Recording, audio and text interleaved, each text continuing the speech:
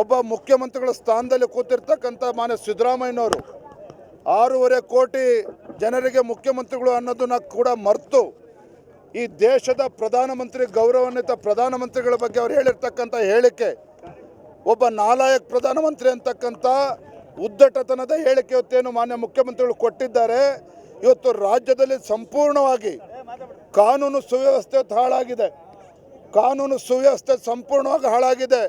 ಈ ದರಿದ್ರ ಕಾಂಗ್ರೆಸ್ ಸರ್ಕಾರ ಅವರ ಗ್ಯಾರಂಟಿನ ಬಿಡಿ ಇವತ್ತು ನಾಡಿನ ಮಹಿಳೆಯರಿಗೆ ರಕ್ಷಣೆಯನ್ನು ಕೊಡ್ತಕ್ಕಂಥ ವಿಚಾರದಲ್ಲೂ ಕೂಡ ಅವರ ನಾಲಾಯಕತನ ಇವತ್ತು ಪ್ರದರ್ಶನ ಮಾಡ್ತಾ ಇದ್ದಾರೆ. ಇಂಥ ನಾಲಾಯಕ್ ಸರ್ಕಾರಕ್ಕೆ ರಾಜ್ಯದ ಜನರು ಇವತ್ತು ಮುಂದಿನ ದಿನಗಳಲ್ಲಿ ಉತ್ತರವನ್ನು ನೀಡ್ತಾರೆ.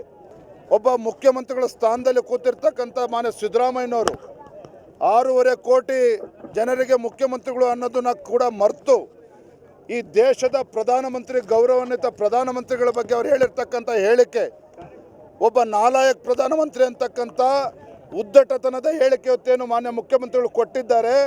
ಇವತ್ತು ರಾಜ್ಯದಲ್ಲಿ ಸಂಪೂರ್ಣವಾಗಿ ಕಾನೂನು ಸುವ್ಯವಸ್ಥೆ ಹಾಳಾಗಿದೆ. ಕಾನೂನು ಸುವ್ಯವಸ್ಥೆ ಸಂಪೂರ್ಣವಾಗಿ ಹಾಳಾಗಿದೆ. ಈ ದರಿದ್ರ ಕಾಂಗ್ರೆಸ್ ಸರ್ಕಾರ ಅವರ ಗ್ಯಾರಂಟಿನ ಬಿಡಿ ಇವತ್ತು ನಾಡಿನ ಮಹಿಳೆಯರಿಗೆ ರಕ್ಷಣೆಯನ್ನು ಕೊಡ್ತಕ್ಕಂಥ ವಿಚಾರದಲ್ಲೂ ಕೂಡ ಅವರ ನಾಲಾಯಕತನ ಇವತ್ತು ಪ್ರದರ್ಶನ ಮಾಡ್ತಾ ಇದ್ದಾರೆ.